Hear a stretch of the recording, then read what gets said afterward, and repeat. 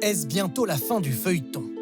Demain, Sébastien Lecornu engagera sa responsabilité pour faire passer le budget, sans vote, en dépit de ses engagements.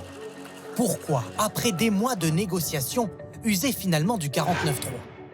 Pas le choix, c'est en substance l'explication apportée ce soir.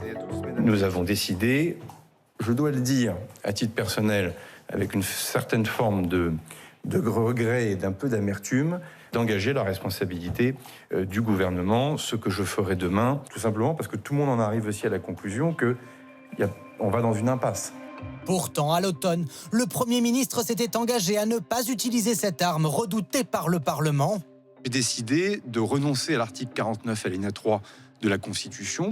Paris réussit d'abord en décembre pour le budget de la sécurité sociale, mais pour celui de l'État, il n'y aura pas de vote. Ce sera donc bien un coup de 49.3, au moins 3.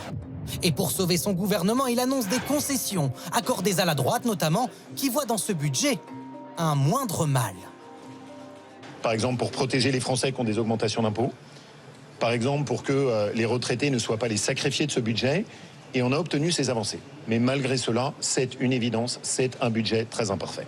Un budget qui prévoit aussi l'augmentation de la prime d'activité, plus 50 € par mois pour 3 millions de ménages, et les repas à 1 € pour les étudiants. Des concessions faites aux socialistes, satisfaits. Compte tenu des avancées significatives qui ont été mises sur la table par le Premier ministre, eh bien ce 49.3 pourra se traduire normalement par une non-censure. Mais Sébastien Lecornu n'exclut pas le risque d'être censuré par les députés.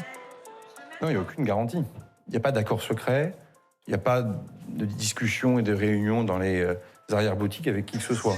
Ce soir, le RN et ses alliés d'un côté, LFI de l'autre, annoncent leur intention de censurer le gouvernement. La patronne des écologistes, elle, ne voit pas de raison de ne pas les suivre.